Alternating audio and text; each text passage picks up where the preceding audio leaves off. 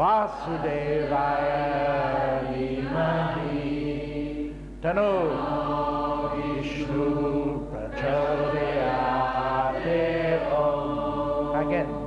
Om Narayanaya Vidmahe Vasudevaya Dhimahi Tano Krishnaha Prachodayate Om.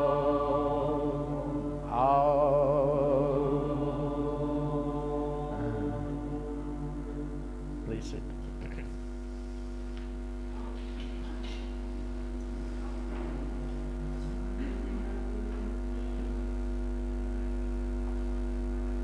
Chakras,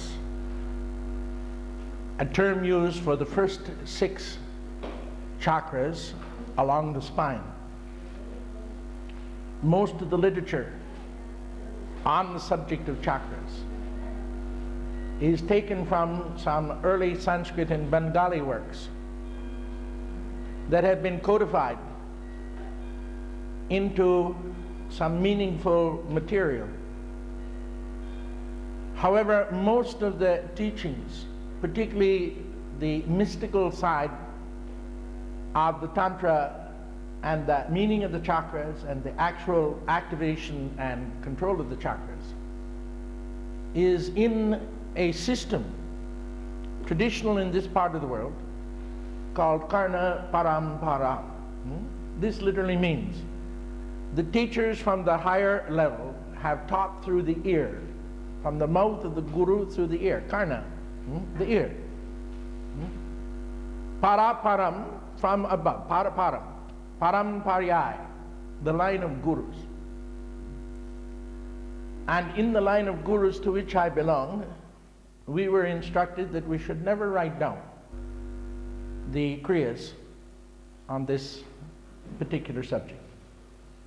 We should learn these in such a way that we are the book of Tantra, the book of energy control, and when we teach these to others, that we should teach them also in this way.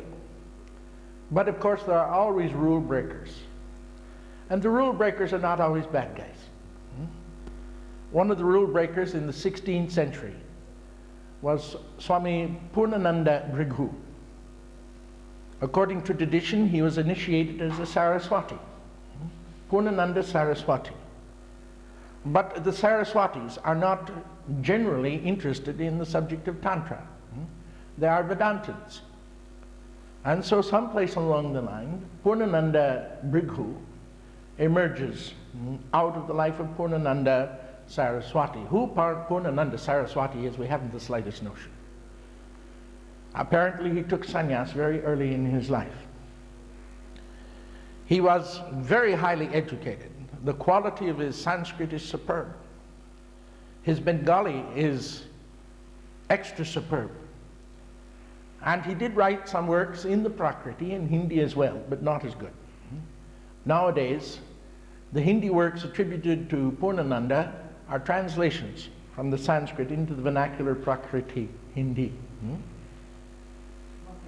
This great teacher wrote 26 works. Perhaps we should just call them 26 padams. But each padam is of a very great length. And according to one source today, only one of the 26 padams exists. That is the 24th padam. This is not true. All 26 padams exist. But the story I'm about to tell you will give you an idea why this higher knowledge was taken away from mankind for a short period of time, and even today, some of the greatest men in Eastern literature, some of the greatest Indiophiles, are suspect in their work. Sir John Woodruff was Chief Justice of Bengal, an English appointed judge here in India, residing in Calcutta at Dum at the time, became interested in Eastern teachings. His wife was actually a tantric. She was a Western lady too. And it was because of the life of Sir John's wife that he deeply became involved. In time, Sir John who was ridiculed as an Indian lover, a wog lover as the British called them. They referred to Indians in those days as wogs. He became interested through his wife. He used to even go to court in a dhoti, in a jubba, and very often visited Hindu temples wearing a turbana, a pagre. And in the temples he was received with great honors by the pundits, who took him to be a great pundit himself and even honored him at the biggest celebrations. Sir John's forte was Sanskrit. And somehow, a section of Purnananda Brighu's work fell into his hands. He translated this material, and in the early volumes of works on Tantra by Sir John Woodruff, who writes under the pen name Arthur Avalon. Arthur, because when he was a child he was in love with the mystical English king, a Cornish king who was called King Arthur. And he established a round table of very famous knights he called 12 knights. Like Jesus called 12 disciples, he called 12 great knights to his round table. And these great knights went out and did tremendous deeds in their day, great deeds of good. It was one of his knights, Sir Galahad, who took on a search for the Holy Grail, the chalice in which Jesus is supposed to have drank at the Last Supper, and filled with wine, passed it around to his disciples and said, "This drink in memory of me." It was one of the knights of the Round Table. And so this young Englishman was very infatuated with these tales, and so when he took a pen name, a pseudonym, a nom de plume, as the French would say, he wrote under the name of Arthur Avalon. Avalon is the heaven of the Teutonic people. Valhalla, Avalon, mystic terms for some sort of warrior's heaven. So he combined together Arthur and Avalon for his pen name. The works he translated in the early volumes pay tribute to Purnananda Brighu, Swami Purnananda Brighu, a tantric.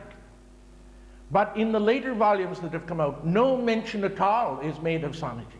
It is as though Sir John produced this material himself, and of course he did not. But you may know some of the works, Shakta Shakti, that are a part of the end of the 24th padam of Purnananda Brighu. The first part is entitled Shat Chakra Nirupana. Shat Chakra, 6 chakras. Nirupana. Rupa means a form. Nirupana.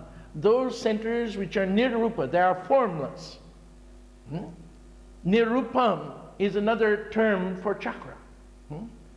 Shat Chakra, Nirupana. He gives a tremendous form in explaining this, though. He tells you almost the speed of vibrations that these Shat Chakras, the lower chakras, vibrate at, the gods and goddesses, the mandalas, the Sanskrit letters that are Dara Bijas, the Dala Bijas, the energy flow through that center. All of this is written down in very great detail by Arthur Avalon, Sir John Woodruff. Shat Chakra Nirupana and its Shakti Shakti section represent the 24th padam. A padam, you could say, is a chapter, a book, if you like, of 26 that were from the pen of Purnananda Brighu. And as I said earlier, all 26 exist today. I know they exist as a fact. And it is that particular study that one undertakes in the early study and practice of the knowledge of the chakras, how these chakras are activated under what circumstances, and how the energy of these chakras is first controlled and then withdrawn in a kind of Laya. Hence, this as a science is called Laya Yoga. And this Laya Yoga mostly has to do with the Shat Chakras, or the first 6 spinal chakras. These spinal chakras are also called Pinda chakras. Pinda means physical. The higher chakras are in what is called Anda, or the psychic egg. And the control of the first 6 chakras are to be taught in a group of asanas, kriyas, and mudras. Pranayama with bandha, the use of mantras to break through certain granthis in the pranamaya kosha, and the use of pranamaya energy in pranayama and mantra in what is called mantra laya, to take the energy out of the first 6 chakras one by one, starting with Muladhara chakra, and taking that energy from Muladhara chakra to the 2nd center, that amalgam to the 3rd center, and that amalgam to the 4th center. And so all of the energy from 1, 2, 3, 4, 5 is taken into the 6th center. And the ultimate is to take that energy out of 6 chakras and taking it into the 7th chakra, the first of the Anda chakras. And that chakra is referred to as Sahasrara chakra, the 1,000-petaled lotus. This withdrawal of the prana, more correctly, the prana, the energy in a chakra, is referred to as vana, V-A-N-A, vana. In pranic parlance, prana can be pure energy, prana shakti. It can be the energy which enlivens the human nervous system as pranavayu. It can be the impulses in the nervous system, pranavahaka. It can be the movement of fluids in the nervous system called vahana, prana vahana. This represents the chemical and electrical discharges and charges across the synapse in the system. Literally a chemical or an electrical messenger that passes from one part of the nervous system to another. And that is called vahana, literally means a vehicle. Then in the chakras, the prana there is called vana. And each of the lower 6 chakras has its vana.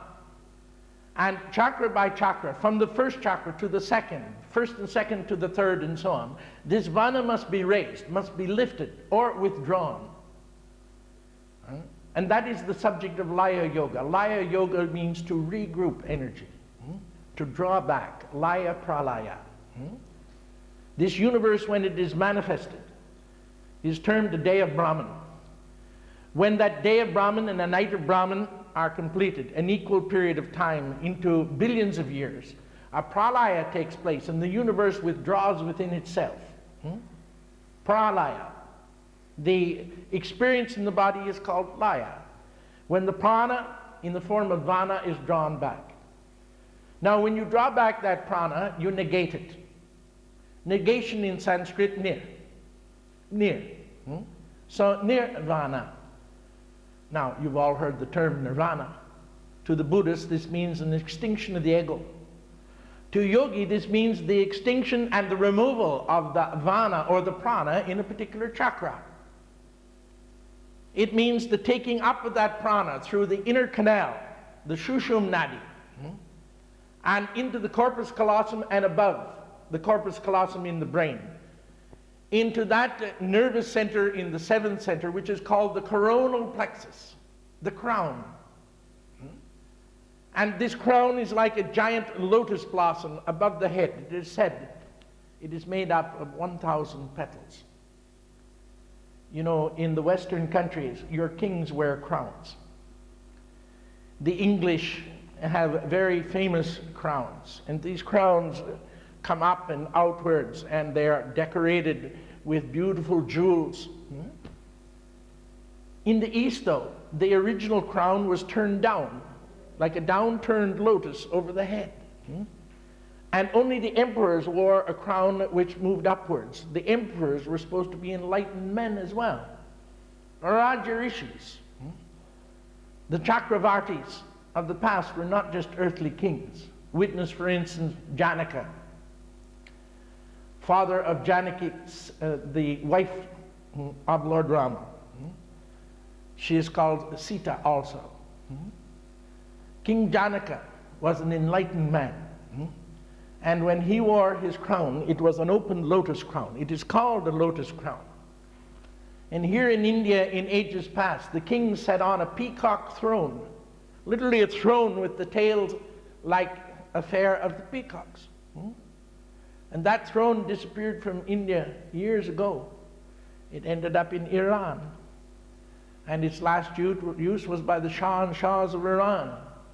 And the Indian government and the Iranian government up until recent time were trying to negotiate the return of the Indian peacock throne, the oldest throne in the earth, in which the king sat on a chair, a throne, like a peacock, and wore a lotus crown upon his head. This is symbolical, of course, of the certain gods and goddesses. The Chakravarti of India was equivalent to a god on earth. And those kings were not only expected to be powerful physical kings, but spiritual kings as well. And when we use the term Rajarishi, we mean a king, a royal man who became a great yogi. A Brahmarishi stands for one of the high-class Brahmins who became a rishi. Not all Brahmins are rishis. Not all rishis are Brahmins. There are Yogarishis, those who obtain their title of rishi through the yoga. Brahmarishis, great Brahmins who attain to spirituality. Rajarishis, great rulers. And when the energy is drawn up through the chakras, there is no more rupa, there is no more form. Nama, essence, rupa, form. Nirupana, there is no form left. And the early studies in the control of chakras have to do with the study of the 5 spinal centers and the 1 center in the forebrain, which make up chakras, 6 chakras. And I've given you a detailed explanation of those 6 previously. And in the future, I'm going to go through each of those chakras one at a time. I'll double back on all of this material and take Muladhara chakra and deal with it exclusively and totally. Now I'm just touching on information. We'll go through the 2nd, the 3rd, the 4th, and so on, right through to the 12th chakra. And in that series of lectures also, I'll mention the minor chakras, 12 major chakras, and 32 minor chakras, a total of 44. And particularly when we're dealing with the heart center, Anahata chakra, to deal with that which is called Guru Haridhyamana's chakra, because it's one of the most important of all the minor chakras associated with the heart. Let me begin now by leaving off the Shat chakras in Pinda, in the physical body, and now introduce the 6 higher chakras in Anda, in the cosmic body. Anda means an egg, but Brahmanda literally means the egg of Brahman. In yoga parlance, we talk of Hiranyagarbha. When you're chanting the 12 names of the sun, you chant the name of a sun center, which is said to be Hiranyagarbha. This term in Sanskrit is synonymous with that great energy flux beyond each side of your head and high above your head, that to a person with inner vision, clairvoyance, the person sees this as a giant nimbus of light around your head, a giant halo, a great crown, a corona. When you look at the sun, you see a great corona around the sun. And so the plexus of the 2nd center in the brain is called the coronal plexus. Between the 2 front lobes of your head, the left and the right lobes of your head, and another section at the back of your head, at that point where the 3 lobes come together, is a group of nerves. These nerves in neurology are called the coronal plexus, the crown plexus. And that is the physical plexus associated with the 7th center. The physical glandular associated with this center is the pineal gland, directly below and behind the coronal center. And so in the parlance that we have suggested, Sahasrara chakra is in the Anandamaya kosha, the cosmic body. The energy from the vana, a kind of prana in that center, filters down through a bindu. There is a particular bindu amongst the sapta bindus associated with this center. and through what is the higher mind body, that higher mind body in Vijnanamaya Kosha. When this part of the brain is activated, you are able to receive cosmic impulses. And the state of your consciousness is called pra, which means a return to the higher center. By Vedantins is called Chaitana. By Neo-Vedantins and Yogis is called Buddhi, from which the word Buddha comes. And in the Western language, the superconscious mental state. Into the physical brain, where the prana then activates the coronal plexus. And finally, the energy seeps through to the lowest speed of vibration in this group, which is the pineal gland. The pineal gland was at one time an eye outside of your head. It stood above and beyond the head on a long stem and was, in fact, the third eye. When we talk of opening of the third eye today, we don't suggest that this stem break through the top of your skull and emerge out the top of the head. But I've often thought, what a rare boon it would be to have an eye outside of your head and keep an eye on, even watch you from behind. But someplace in our evolution, we had such an eye. And even today, down in the depths of the sea, there are fish, aquatic creatures, with a third eye. And neurologists admit that the pineal gland is a vestigial organ that was once an eye. They admit this. You read any neurological text and they will agree with the statement that I've just made. But someplace, a few billion years ago, maybe because we got tired of people putting fingers in our third eye, we pulled it in. And the head glued itself shut, and here we are now with this eye inside of the body. It's still on the long stem. The pineal gland has a long stem, and there are tremendous experiences still to be found out of activating that third eye. This third eye, by the way, is usually referred to, and if correctly referred to, as Shiva Netra, literally Shiva's eye. Not as Tishratil, and not as Agya Bindu, but as Shiva Netra, the third eye, or the eye of Shiva. The stem of the pineal gland is hollow, like the spinal cord is hollow. Only two nerves in your body, according to neurology and yoga, are hollow. And the lining of these hollow nerves is effervescent. It is luminous. Under certain conditions, it can give off light. In the mineral kingdom, there are certain minerals that can give off light. In the plant kingdom, there are certain minerals like phosphorus that develop amongst dead trees and tree stumps. And in the kingdom of the fish, there are certain fish that can light up.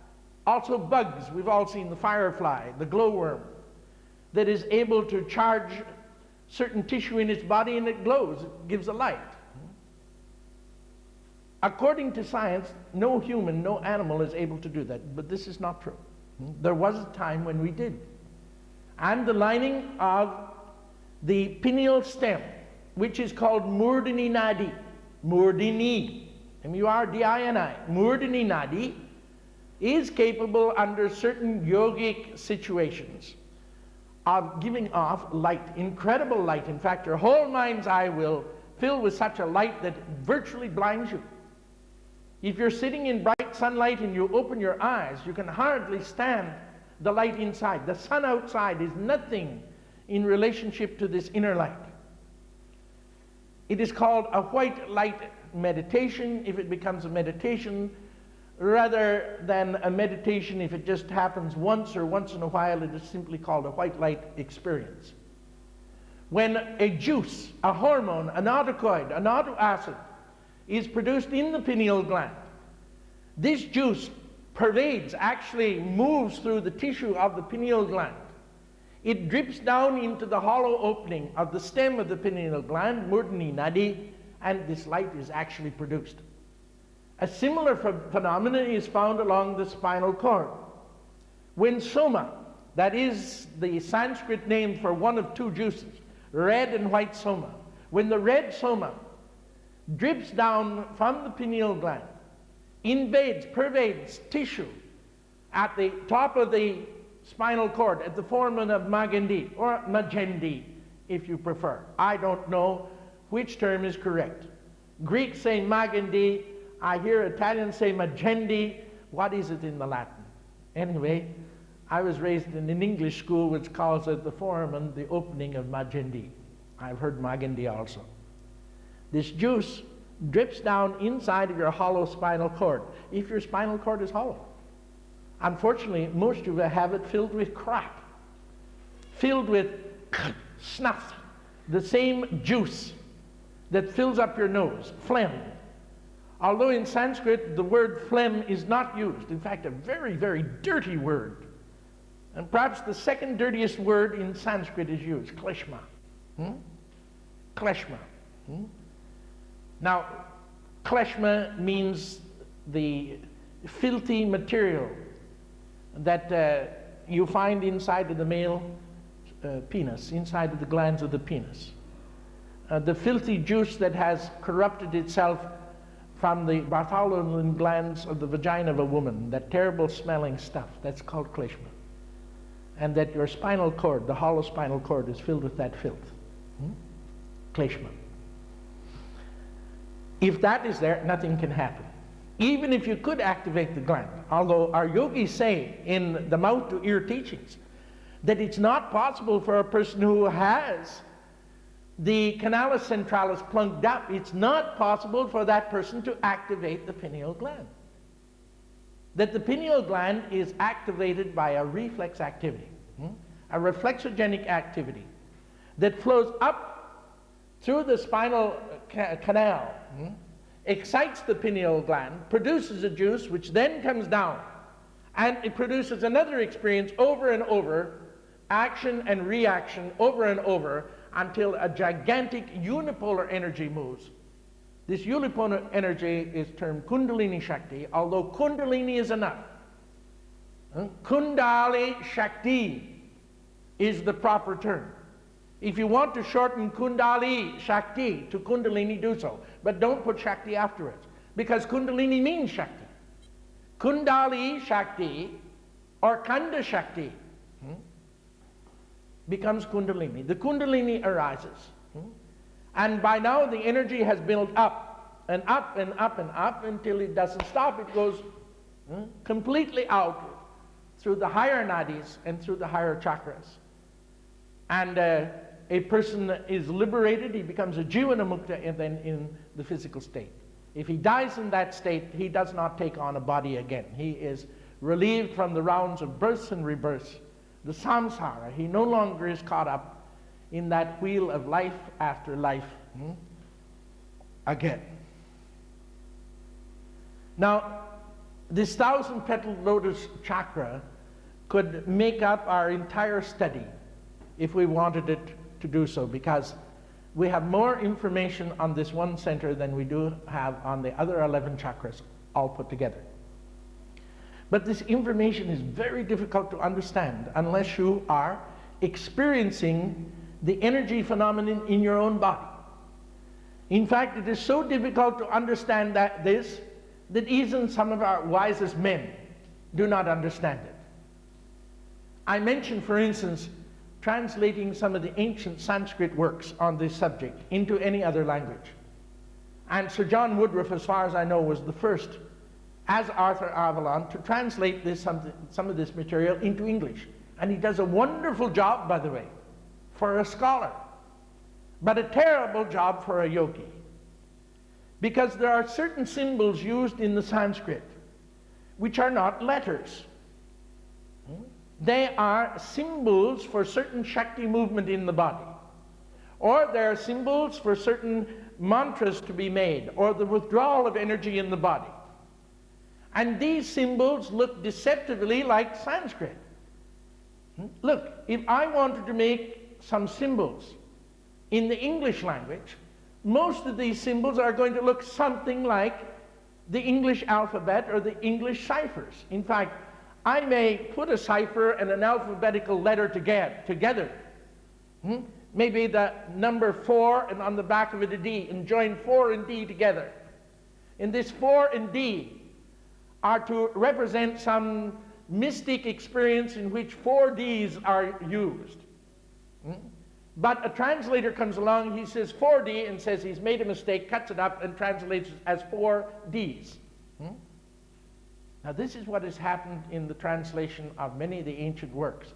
The very crux of the practice of Laya Yoga Kriyas are translated as though they are words, and they're not words at all. They're instructions in how to do these practices. If you were to read a book and it says, now it is time to do Kundalini Yoga, ABC. And if the author puts down ABC, what does that mean to you? But if ABC means practice 1, practice 2, practice 3, and stop. But that's not indicated. So horrendous mistakes are made. As far as the actual translations are concerned, they're fine. The words are fine. But they garble the teachings, the secret teachings. And let me tell you something else. No teacher in the past laboriously sat down like we can in English and Latin or the Dutch or the Belgian language or whatever language is your language. Nobody ever sat down and wrote things out as detailed as we did. Can you imagine in ancient times sitting down and to write a 5,000 word piece on a piece of stone with a chisel? That's a lifetime's work. Have you tried writing on a palm fiber with a brass or metal stylus? Have you any idea of how long it takes to prepare a palm fiber? And then how laborious it is to write? Well, let me tell you this, the teachers of this material, if they wrote it down at all, wrote it down in the most brief form. Just note form. Not great expositions of this material. So please don't expect that you're going to get an encyclopedia of knowledge out of reading ancient Sanskrit teachings. In fact, most of the teachings, you need to know the teachings to know what is being said. This written material is just to remind you. I may sit down to give you a talk, a lecture, and I may write down some words as a note, just so that I cover these subjects. Because if I'm prone to forgetting, I may leave out one of the things that I want to talk about. So I write down the briefest notes. If after a lecture you say, Swamiji, may I have your notes as a keepsake? And you read my notes and it's 5 or 6 words, an exclamation mark, a number. He said, man, there it is. No, that's only to remind me of what I was going to say. I may speak for 2 hours and I put down 5 words to remind me of 5 headings of what I want to talk about. Now this is the way the ancient teachings were in the same way. You will be absolutely disappointed if you read any ancient Sanskrit works. And some of you have in translation. After you've read Patanjali's Yoga Sutras, what do you know about yoga? If you take Swatmarana Suri's work on Hatha Yoga Pratyapika, what do you know about Hatha Yoga and Pranayama after you've read it? Nothing. If you take Garanda Samhita, what do you know afterwards? A few words. But does he tell you anything? No, nothing. Why? It's only notes. Shiva Samhita, it's only notes. You could not learn yourself anything about yoga if all you had to read was those ancient works. Believe me. You couldn't even know in Sanskrit, like a few of you do here, figure that out unless you had a guru to guide you towards those teachings. From mouth to ear. Karna paramparam. From mouth to ear through a system that is taught. The 7th chakra, Sahasrara chakra, Sahasrara Padma, the lotus, the 1,000-petaled lotus, is called the Mahakarana in the chakras as well, the great causal center. And it is within the 1,000-petaled lotus that the other centers actually exist. And it is only when those centers become activated that they fill out as a corona, a nimbus, a halo around the human head. It is the chakras, by the way, that have given rise to many of the practices and even dress appearance of the Hindu. The Hindu wears a turban in honor of the 6 higher centers. These centers surround his head like a giant bird's nest turned upside down, a lotus turned upside down. And he takes a beautiful diamond, an emerald, a ruby, and puts it in the center in honor of the 6th center, the third eye. This is why our ancient Hindus wore this beautiful turban. The turban with the jewel in the front was worn only by the great mystic who had activated these centers. The great Raja Rishis, the Brahma Rishis, even our great sadhus, Yogarishis, used to wear these gigantic turbans with great jewels. In fact, a Yoga Rishi, who may not have been a royal man at all, he may not have been a Brahmin, as a matter of fact, would himself put a gem in the middle of his pugari. We call it turban. But the word turbana is from the Turkish language, not any Indian language. Turbana is Turkish. Pugari is the Sanskrit Hindi. They would put this jewel there, and when people saw a rishi wearing a gigantic turban with a jewel in front of him, they called him Maharaj. They called him a king. But a king of knowledge, a king of himself. And a man who is called the king of himself, having dominated his own nature, is called Swami. One who has dominated the Swami. So am I. Swami. The Shat chakras are along the spine, from the base of the spine to Agya chakra in the coronal plexus. The cavernous plexus, the front of the head. The 7th center is behind and higher, and still mostly within the human head. Only when activated it comes outside of the human head. The first 6 chakras are all inside of the body, all inside. With the 7th, the first center comes outside into the various higher bodies, permeating all of the energy of pranamaya kosha, manamaya kosha, vijnanamaya kosha, and where they belong in the mystical, spiritual body, anandamaya kosha. The 8th chakra is just outside of your head, a part of it inside of the head, but mostly outside of the head, just beyond and above your left ear. Just beyond and outside. In symbolism, it has an octagon in that center, 8-sided, because it is the 8th center. And this chakra is dedicated to Lord Vishnu. In fact, it is known as the breath of Narayana. In a mystic parlance, the energy flowing out of the higher chakras is called Ana. Ana, Anu. So Narayana, the breath of Vishnu, is the 8th center, just off to the left side and above your left ear. The breath of Vishnu. And it is from this center, by the way, that certain impulses passing through the higher mind and the brain into the lower nervous system begins the processes of recreation and procreation in the body. The glandular centers associated with the sex drive are associated with this 8th chakra.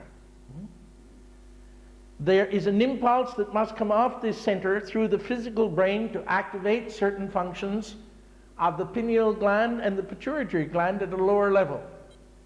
But without that activity coming through, shall I call it the sex center, but don't think of this in a dirty way? I hope you're all good yoga students and sex doesn't mean something dirty to you. The sex center. Can you imagine that you have in your brain a center that needs to be stimulated before you become emotionally excited? Can you imagine that a male cannot get an erection unless there's an activity in this particular part of the brain? It controls that fact. If this part of the brain is damaged, nothing else in your body needs to be damaged. You will not be able to get or maintain an erection. The glandular juices will not flow. You will never be a father, and then for that reason you'll never be a mother. This is why in Ayurveda, the companion science, medical science to yoga, a horoscope is cast to find out what is happening to this side of your brain if you don't have a child when you're a married woman. And you know, in both East and West, there's a decided leaning when a couple do not have a family, a decided leaning to blame the woman. Do you know that in actual medical fact, the problem is usually with the man?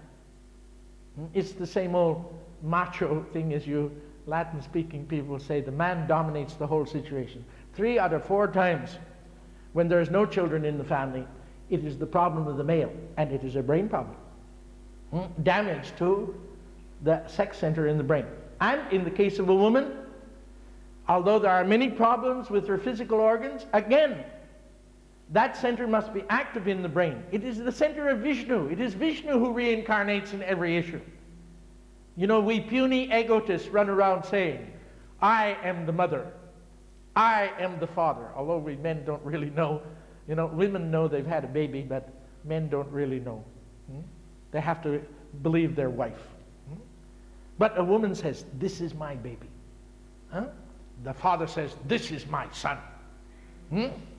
But you know what? This is Vishnu's child. This is life's child. This isn't the wife's child at all. She's just a delivery slip. She's just a letter in the mail, being carried by some cosmic postman. It is Vishnu who incarnates in every lifetime. This is why even the Supreme Lord has said so many times that he will come as a special incarnation, as an avatar to save us. An avatar comes only once. You and I are Vishnu many, many times. What do you call yourself? Nara, Narayana, the son of God. Vasudeva, we were saying earlier. Narayana, Nara. You are Nari. I am Nara, I am a man, you are Nari. We are saying we are the child of Vishnu. We are even carrying our father's name. Nara, Nari. Man and woman. Male and female. Nara, male. Nari, female. So it is the activity of this 8th center, this Narayana chakra, the breath of Vishnu, that recreates, procreates, and creates in the brain. On the 9th center, on the right-hand side of the head, in exactly the same position as the 8th center is on the left-hand side of the head, is the 9th center, which is dedicated to Brahma. Brahma is a special creator. Brahma has to do with certain high creations, art, literature, very, very high creations, things which are born out of man, created out of man, other than our children. And that center is called the breath of Brahma. Brahmanana. Ana, the breath of Brahman. Brahmanana chakra. The 9th center. And in the depiction beside me, you see that center just above the right ear. And this center brings energy through the higher mind body into the brain. In this case, these 2, 8 and 9, are not associated with plexi as such, but are associated with brain tissue. The cerebrum and the cerebellum. The cerebellum left, the cerebrum right. Cerebellum, the back, hind, lower brain. The cerebrum, the front. In fact, it is said that Brahma has 4 faces, of which 4 parts of the brain, left side, right side, mid and hind brain, represent the 4 faces of Brahma. And all the creative aspects of your brain are under the guidance of the 9th center. In actual fact, the 8th and 9th center also govern some activity in your body of a glandular nature. Please associate the parathyroids, 4 small glands within the thyroid gland at your throat, with the 8th center Narayana, Narayanana. And associate the tissue around the thalamus. The thalamus in your brain is a gland. The lower part of that gland produces certain impulses, and under certain circumstances can produce a glandular autocoid, therefore a hormone called noradrenaline that shuts down adrenaline.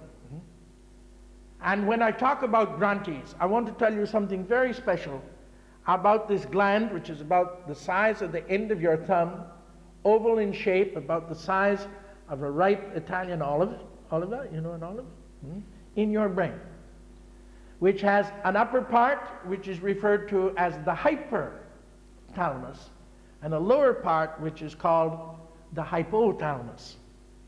And how in the hypothalamus you have lodged every fear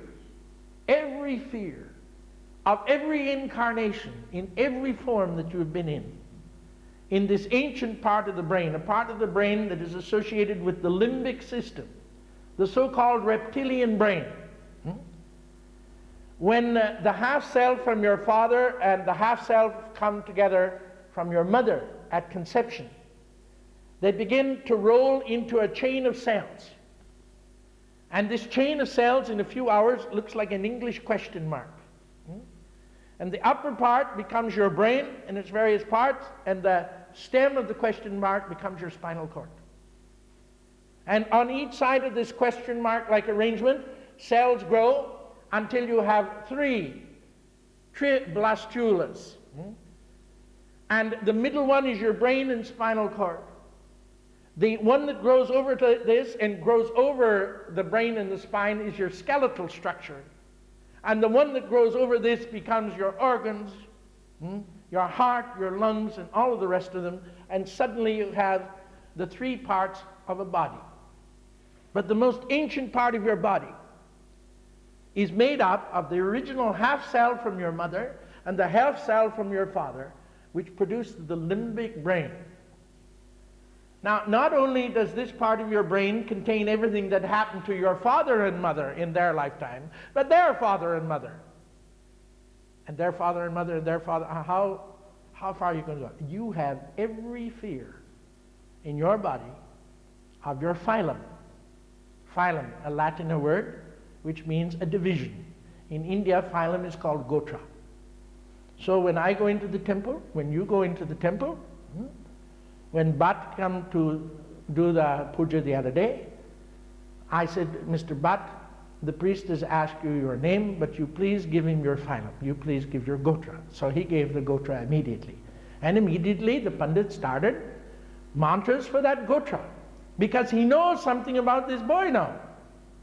He knows something about his father and mother, and his grandfather and his grandmother, because he would not be carrying that name as his gotra, except his family has gone back. So he knows something about this whole family. If I come before a Pandit and he asks me my gotra, and I tell him, immediately he knows what kind of experiences I have been through, what kind of experiences my family will be through. Maybe he won't trust me in this lifetime, because now even Brahmins are bad guys.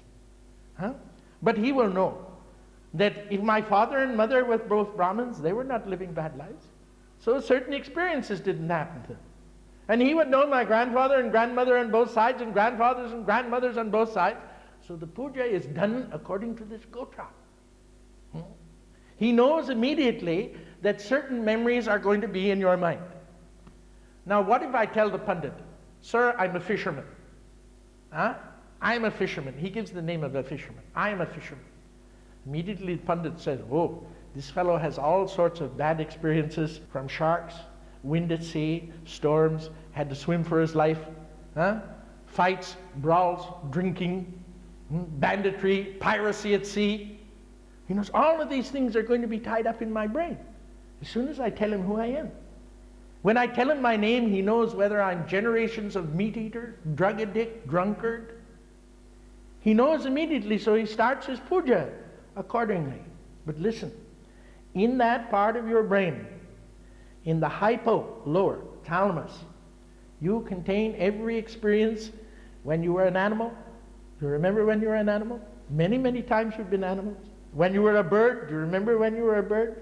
Do you remember when you were a reptile? Do you remember when you were a frog? Do you remember when you were a bug? Zzz. And mosquitoes. Do you remember when you were an amoeba in Suresh's bowel? Yes, you are an amoeba. You are a protozoa. Do you remember when you were a stone? Do you remember when you were a piece of quartz? Somebody came along and kicked that stone. Ow, you said.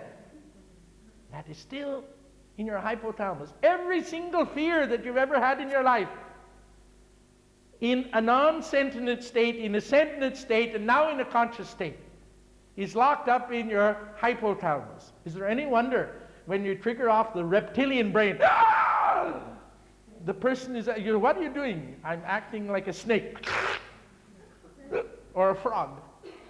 Huh? Because the memory is there. You have no control over those memories. Except to activate this breath of Brahman. Then you shut down most of the activities of the hypothalamus and you begin to operate in the hyperthalamus. In the hyperthalamus, you contain every good experience you've ever had from the same time you were a rock, a bug, a reptile, a frog, a bird, a bee, an insect, an animal, and human beings. Every good experience you've had. Huh? That's on top of this. Here's all the good experiences and here are all the bad experiences. This part has lots of nerves. Oh, the nerves that come here. But here, no nerves. Right on top, same piece. Top side, bottom side. Hyper, hypo, in the ninth center. This is loaded with nerves coming off, jangling your spinal cord, rung, rung, rung, rung. And up here, why don't you remember all of these good experiences? Because they're not connected by nerves at all. You have to be in a particular frame of mind, a state of higher consciousness, where you remember all of the beautiful things that have ever happened to you. All of the beautiful things in every form of life. And this is why when you get into that chakric state, oh, what a wonderful experience. You fall in love with rocks, you love trees, you have a romance with a squirrel. Bees are wonderful. You might even get over anger at mosquitoes. Huh? I saw a mosquito the other day sitting out in the yard here, sitting cross-legged in Padmasana. I thought, that fellow has bit a yogi here.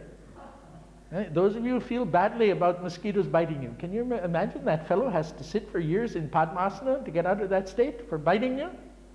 He's become a great yogi one day. Either that or he's one of my students who didn't listen and he's sitting in Padmasana as a mosquito today. You can go backwards as well as going forwards. And this part of your brain, the right-hand side of your brain, governed by the ninth center, is what decides whether you evolve or not. You don't evolve through your toes. You don't evolve through your sexual organs. You don't evolve through great love in your heart. You evolve through a process which is part of evolution. In fact, as far as evolution is concerned, Darwinian type, you have evolved as far as you go when you're 13 or 14 years of age and your gonads are active. After that, evolution stops. But we do not use Darwinian concepts. What Darwin talks about is involution. You become involved up to a certain point, and then evolution takes place through your mind. Halfway around the universe through involution, and the rest through evolution back to the Supreme Nature. And it is the activation of this ninth center in which that happens. Now, as you know, we equate the chakras of the body with Dharma Marga, with Janma Marga, with birth paths. And that if your birth date, horoscope date, can be broken down to a number 1 through 9, that indicates that one of these centers is open. Now here there are a number of 9s in the birth path. I'm suggesting to you that naturally by the activity of birth, where you were born, the date in which you were born, this ninth center is activated. And for some of you, that's the reason you have been reaching out to higher things, because that center is open. But it's not open enough. To have the ninth center open without the lower centers open, you will fail. But in a sense, karmically, those of you who are 9 in the birth path, you have an easier time spiritually than others. Although not all people in the 9 will say so, because you can't play around with the world. You are born for a spiritual life. If you try playing cricket or soccer, you're going to get kicked in the knees. That's not what you're supposed to be doing. Jesus Christ wasn't out to be a cricket star. This will probably shock Ananda, but Jesus Christ, as he told his mother at 12 years of age, I am doing my Father's work. In that case, he meant his heavenly Father's work. In this case, I'm simply asking my 12-year-old son to do my work, his father. He hasn't found out yet he has a heavenly Father. But gee, Dad, I'd rather play cricket. Huh? Jesus Christ, super cricket star. Huh?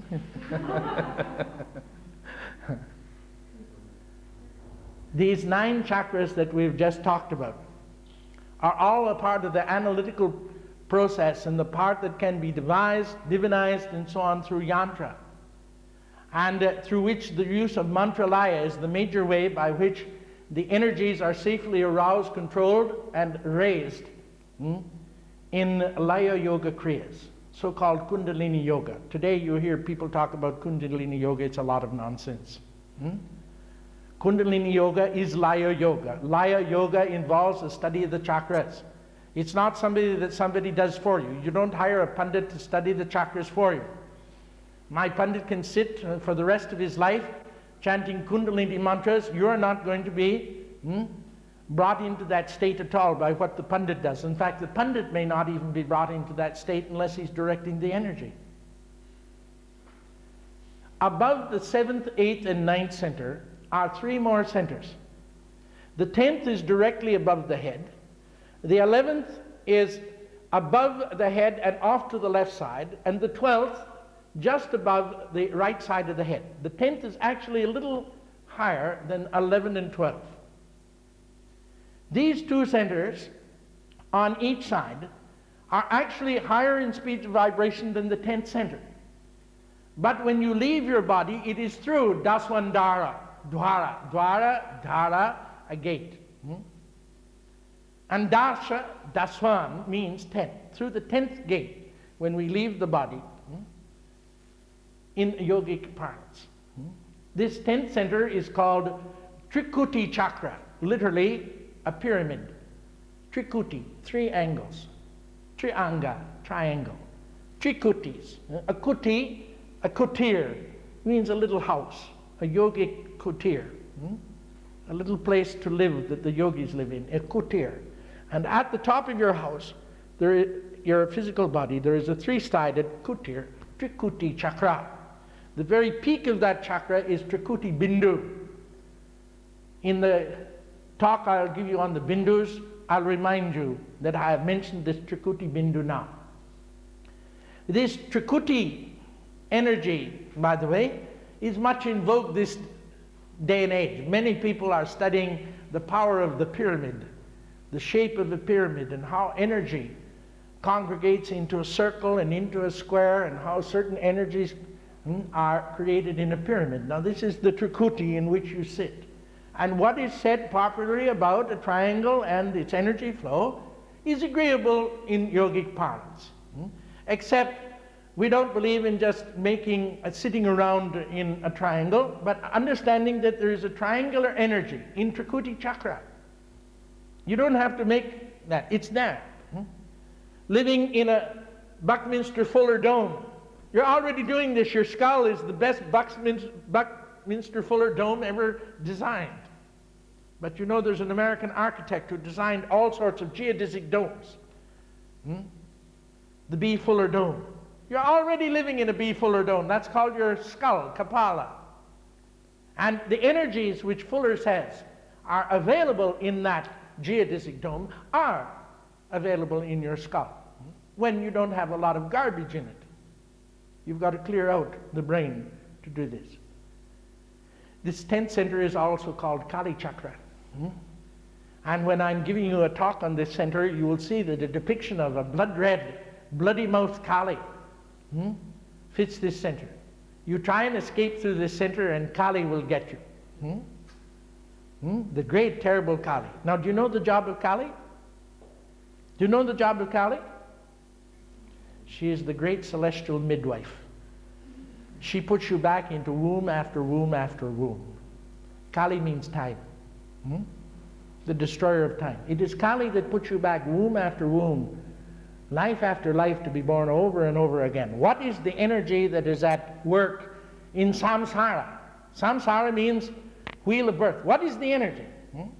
Well, it's called Kali Shakti. And this Kali Shakti, blood red at the 10th door, stops man from leaving this route.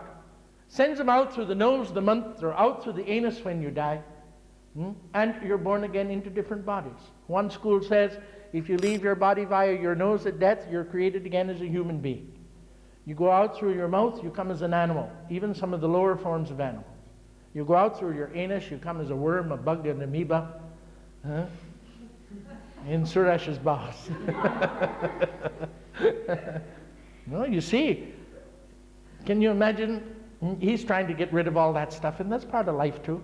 We have to decide who deserves to live most, Suresh or the amoeba. It's a very big thing. Either he has to wake up and says, I'm more important than that amoeba, and get busy, or the bug should win. In any contest, the fittest is going to win. Have you heard of the survival of the fittest? Look, be careful in this world today. The bugs are getting stronger all of the time. It's entirely possible there'll be no humans left. The bugs have as much right in God's law to live as you have. What makes you think you're better than a bug? In the cosmic law, you're not. God isn't sitting saying, oh, you're very important. No. In the cosmic law, everything is important because everything is equal. When we come to this 10th chakra, the 11th chakra and the 12th chakra, in yogic parlance, these are effulged, full with life from the moment we are born. At every birth, these 3 chakras open with the first breath of life. They close at death. Along with your birth chakra, 1 through 9, 4 chakras are activated then at your birth. And you're a very normal human being, not too highly developed if that's all you have open out of the 12. But either by design or by accident, 1 or 2 or 3 or more chakras may be opened. If you have 5 chakras open, you're quite an interesting human being. You get 6 or 7 out of the 12 open, you're a spectacular human being. Some of the greatest sages of this country have only had 7 chakras open, not all 12. And they have become incredible people. And how do you open these chakras? Well, through certain practices of yoga. By the way, these practices are not directly related to the chakras, but to certain yogas. For instance, Hatha Yoga tends to open Muladhara chakra. Jnana Yoga tends to open Swadhisthana chakra. The pranayama tends to open Manipura chakra. The chest chakra tends to open by karma yoga. Ashtanga yoga or Raja yoga, the 5th chakra. Mudra yoga or yantra, the 6th chakra. Mantra opens the 7th chakra. Laya yoga opens the 8th chakra. And bhakti, actually param bhakti yoga, opens the 9th chakra. So by the very nature of the practice of yoga, these centers clear and open. It's not that you have to work upon opening that chakra itself. As I told you before, these chakras are already open, but you have to clear the channels to let that energy come through. Don't let anybody tell you that the chakra itself must be opened by certain practices, that it's dormant. It's not. All the chakras are effulging, but they're blocked by the time they get down to your nervous system. And your nervous system is not then getting the energy. The glandular structure is not getting your energy. Your body is not getting the energy because it's blocked off. So it is the removal of the impediments. It is the removal of mala in the physical body, toxins in the physical body, that clear the body so that the thoughts can come through. It is the removal of ignorance and doubt in the emotional level and the mind that lets this come through. At all times you are one with the universe in which you live. The Atman, or the life force in you, is itself always one with Para-Atman. They're not two. Atman and Para-Atman are simply descriptive terms for the same energy. One untrapped, the other trapped. Atman is trapped, but it's still part of the Para-Atman. And only the removal of your ignorance and your doubt allows the oneness to show again, Advaitam. The same theory is here. But I tell you, it is very difficult to talk in English and to keep all of the words in line without saying something that sounds like you've got to activate these chakras. It's very difficult. It's like talking about the reality of the planet we live on It's very difficult to talk about this time of day without mentioning night. But it's not really night. The sun, there's no night in the sun which causes night and day. Yet I will talk, it is night, there is no sun. What do I mean there is no sun? The sun is exactly where the sun always is.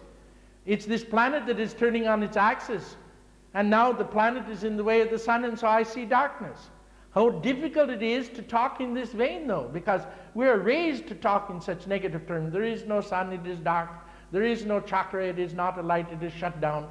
No, no. As the sun is shining now, all of your chakras are shining. Effulgent, bargo, filled with light. But they are blocked off.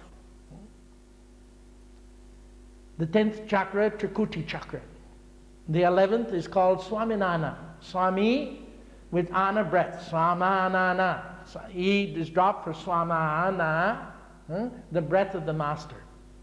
It is in this center, the 11th center, that the notion of freedom develops. The notion of mastery develops. Now when we talk of mastery here, we have to be very careful. Because in lower parlance, again, there are all sorts of masters. Kambaliswamy, a master pot maker. Swami, the master of ceremonies at a wedding. We've got master attached to anything, including whore master, masturbator, all these dirty terms we have, so that master doesn't mean anything today. Even Swamiji doesn't mean anything today. Look at some of the outrageous characters running around today calling themselves Swami this, Swami that, and even we got a few ladies running around calling themselves Swami. There is no possibility of a woman being a Swami. If she is called Swaminini. Swami means a man. Well, I guess there are many women who are men today. But I'm afraid I don't acknowledge them. And we have fools in India here, real fools, who are calling women Swami this and Swami that. You might run into 3 other Swami Gitanandas, all women. To my knowledge, I'm the only Swami Gitananda who has penis and testicles. All of the equipment for yoga. But one Swami here in India has called 3 Westerners Swami Gitananda. I don't think he likes me. It's good we can laugh at this. The 11th center, Swaminana, the breath of the master. This breath, by the way, is almost like an idea. As though prana can excite ideas that aren't mentalized. They're superb prakashas. It's as though there are certain ideas which need an incredible amount of energy to explode.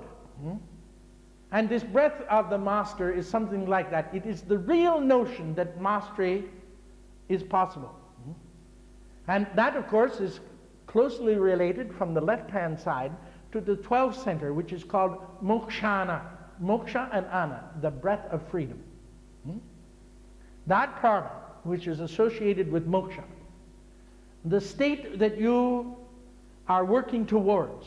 Can I use a term like that? You see what English does? Really, yoga isn't goal-oriented as though we're going to Madras or London or Rome.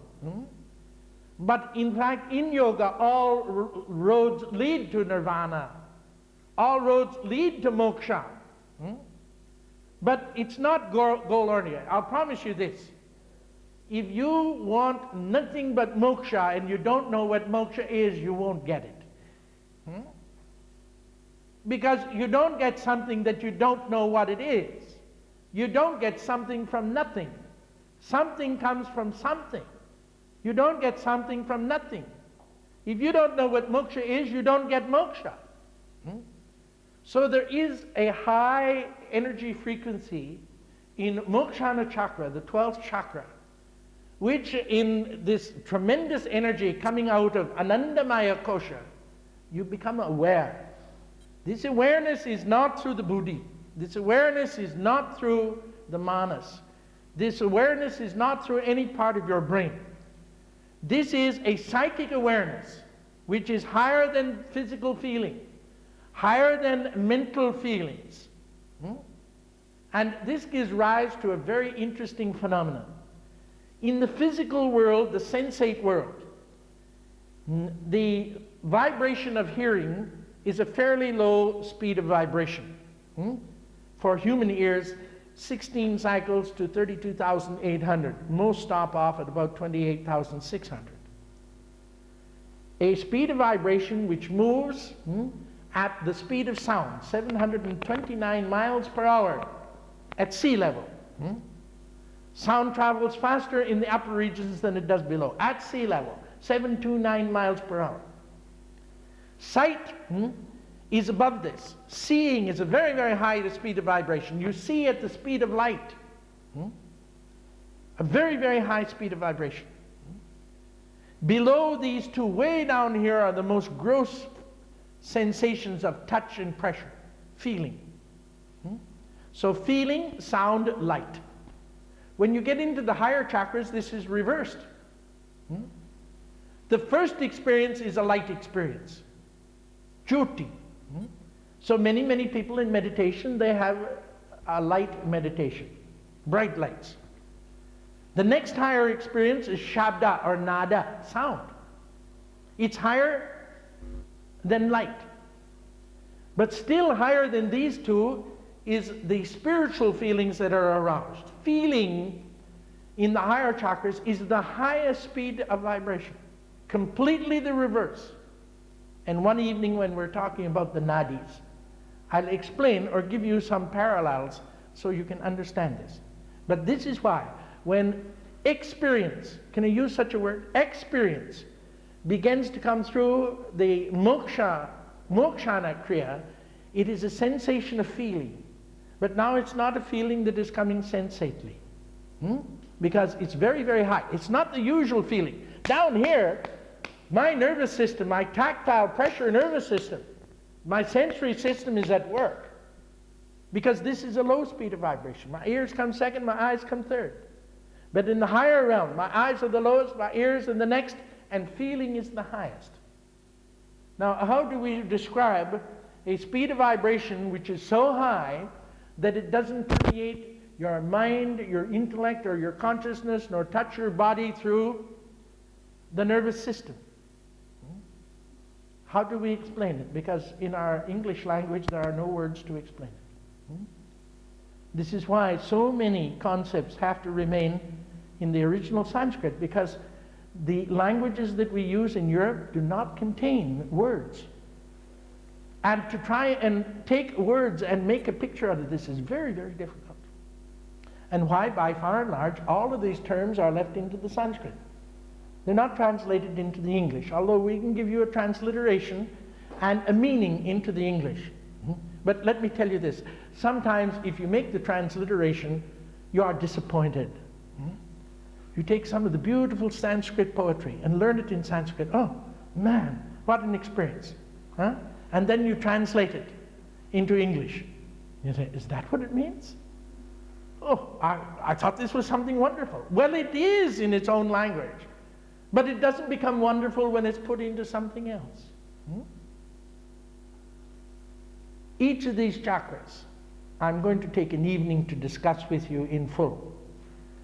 These preliminary talks are to put together information to supply us a framework in which I can talk about the chakras independently, and to save a lot of time in re-explaining this with all 12 chakras, and re-explaining it again with bindus, and re-explaining it again with nadis, and re-explaining it again with granthis. In fact, anything at all, to re-explain it over and over again, which can become a little bit tiresome, using up too much time, and not much of value for those who are really interested in this subject. For those of you who are interested, if you've been listening, you'll get some words, and it may be of value to you.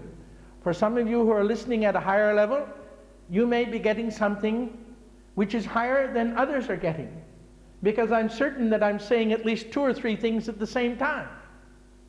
And for some of you who are not interested, I've wasted an hour and a half of your time.